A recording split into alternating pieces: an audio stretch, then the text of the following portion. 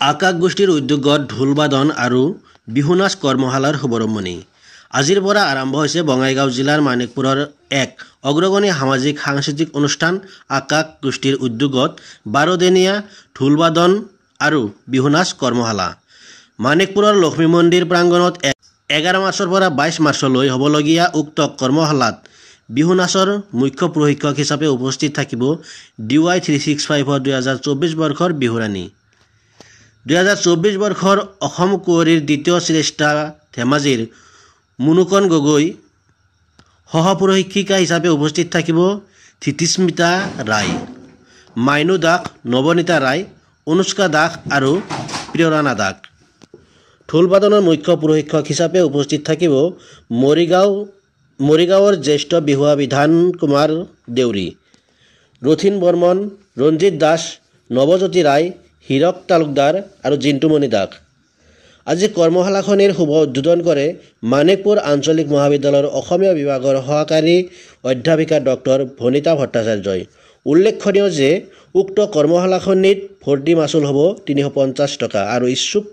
প্ৰশিক্ষাৰ্থীসকলে অংশগ্ৰহণৰ বাবে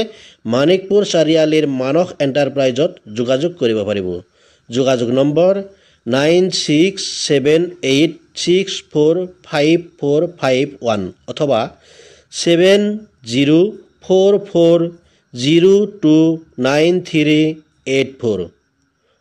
হৰবগৰ পৰা সৈজুল আলীৰ ৰিপোৰ্ট আকাশ গোষ্ঠীৰ আজি প্ৰচেষ্টা বিহু ঢোলবাদন আৰু বিহু আমাৰ নৱপ্ৰজন্মৰ মাজত জনপ্ৰিয় কৰি তোলাৰ কাৰণে বা তেওঁলোকক এই সম্পৰ্কে জ্ঞান দিয়াৰ কাৰণে সেয়া সঁচাকৈ আদৰ্শনীয় আৰু আকাশ গোষ্ঠীৰ এই প্ৰচেষ্টাক মই সঁচাকৈ ধন্যবাদ জনাইছোঁ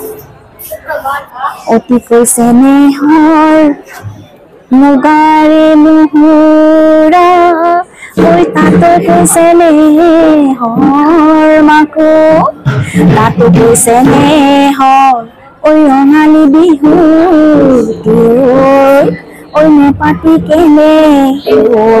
থাকো ভাল লাগিছে কাৰণ অভিজ্ঞতাৰ কোনো শেষ নাই মোৰ কাৰণে একদম নতুন ঠাই নতুন মানুহ নতুন পৰিৱেশ পাইছো যথেষ্টখিনি মই শিকিব পাম বুলি আশা ৰাখিছো কাৰণ এইটো পৰিৱেশ লাগে অসমত যেহেতু এই সময়খিনিত আমাৰ অসমৰ বিভিন্ন প্ৰান্তত বিহু কৰ্মশালাসমূহ দেখা যায় আচলতে চুকে কোণে যিহেতু বিহুৰ সেই উল্লাসটো মানুহৰ গাত লাগিছে গতিকে সকলোকে ইয়াৰ পৰা বহুত আগতীয়াকৈ ৰঙালী বিহুৰ ইয়াৰ পৰা শুভেচ্ছা জনালো আৰু আকাশ গোষ্ঠীৰ সমূহ সদস্যক ধন্যবাদ জ্ঞাপন কৰিছো মোক ইয়ালৈ নিমন্ত্ৰণ কৰি আনি তেওঁলোকৰ পৰা এই মৰম আশীৰ্বাদখিনি পাবৰ কাৰণে যে মোক সুবিধা কৰি দিছে আৰু অনাগত দিনত তেওঁলোকৰ এই অনুষ্ঠানটো দীৰ্ঘায়ু কামনা কৰিছো আচলতে শিকাৰ কোনো শেষ নাই বৰ্তমান মই শিকি আছো মোৰ যে এনেকুৱা অভিজ্ঞতা নাই এজনী নাচনী মই পূৰ্ণাংগ কৰি তুলিম শিকাৰ কোনো শেষ নাই জন্মৰ পৰা মৃত্যুলৈকে মানুহ শিকিয়ে থাকিব চেষ্টা কৰিম মই তেওঁলোকক অকণমান বেকা বাদাল পূৰ্ণ কৰিবৰ কাৰণে চেষ্টা কৰিম কিন্তু যাতে মই যিখিনি দিম তেওঁলোকক সেইখিনি তেওঁলোকে ভালকে ল'ব পাৰে আৰু তেওঁলোকৰ পৰা মই ঘূৰি যাওঁতে বহুত কিবা কিবি লৈ যাম বুলি আশা কৰিছো